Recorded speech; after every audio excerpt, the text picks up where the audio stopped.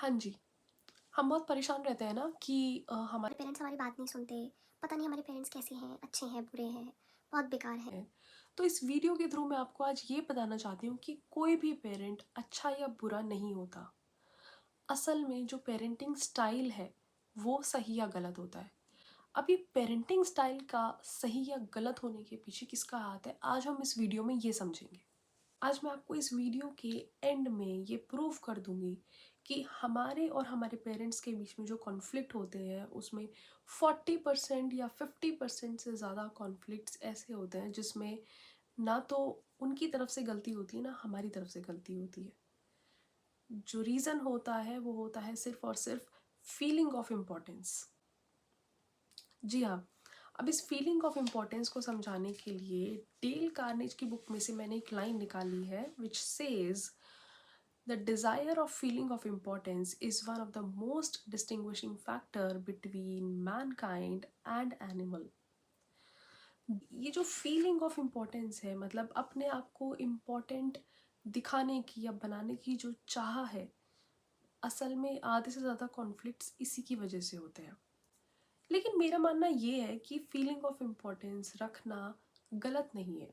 हम ये समझना भूल जाते हैं, इस चीज़ की सूझबूझ रखना भूल जाते हैं कि जो फीलिंग ऑफ इम्पोर्टेंस हम चाह रहे हैं वो असल में हम सही में चाह रहे हैं या फिर हम समाज में खुद को बेहतर दिखाने के लिए, सुपीरियर दिखाने के लिए हम वो इम्पोर्टेंस सीख कर रहे हैं।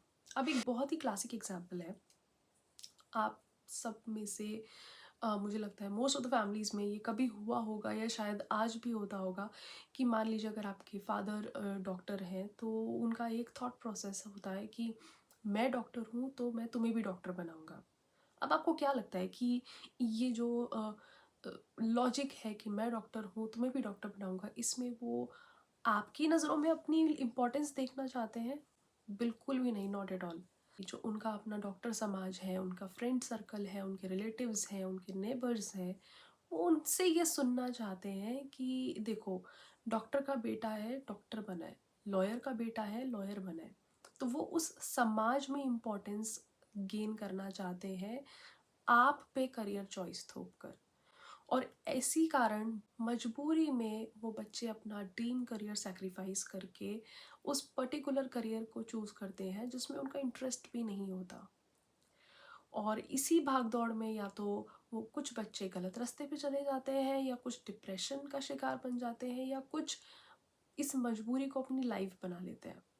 तो बेसिकली यहाँ पे जो फीलिंग ऑफ इम्पोर्टेंस थी उनके पेरेंट्स के माइंड में खुद के लिए, वो अपने बच्चे से नहीं थी, वो समाज से थी। उस पर्टिकुलर समाज से जिसमें वो खुद को महत्वपूर्ण दिखाना चाहते हैं, खुद को बेहतर दिखाना चाहते हैं कि मुझसे बेटर कोई नहीं है। Exactly same to same logic लगता है उन पेरेंट्स के लिए जो आज भी इंटरकास्ट मैरिजेस के अगेंस्ट है। वही एक पेरेंट्स होता है जो अपने बच्चे को समझता है, उससे उसकी करियर चॉइस जानता है, उसको करियर ऑप्शंस देता है चूज़ करने के लिए, उसके लाइफ पार्टनर को चूज़ करने के लिए ऑप्शंस देता है और उसको सही और गलत की पहचान दिखाता है। तो यहाँ पे भी फीलिंग ऑफ इम्पोर्टेंस एग्जिस्ट कर रही है, डेफिनेटली कर रही है। लेकिन वो जो फीलिंग ऑफ इम्पोर्टेंस है वो समाज की नज़र में बेहतर दिखने के लिए नहीं है, वो फीलिंग ऑफ इम्पोर्टेंस अपने बच्चे की नज़र में बेहतर दिखने के लिए है, अपने बच्चे की बेहतरी के लिए है फीलिंग ऑफ इम्पोर्टेंस।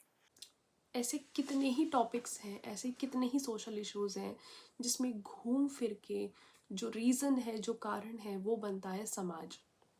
सी, तो जैसे कि मैंने आपको कहा था कि मैं इस वीडियो के एंड में आपको प्रूफ कर दूंगी कि कोई भी पेरेंट गलत नहीं होता, सिर्फ उनका फीलिंग ऑफ इम्पोर्टेंस लेने के पीछे का तरीका उनकी पेरेंटिंग को सही या गलत बनाता है। Do love your parents, do respect them, do understand them. It's not their fault. It's the fault of society that making their parenting style a little weird.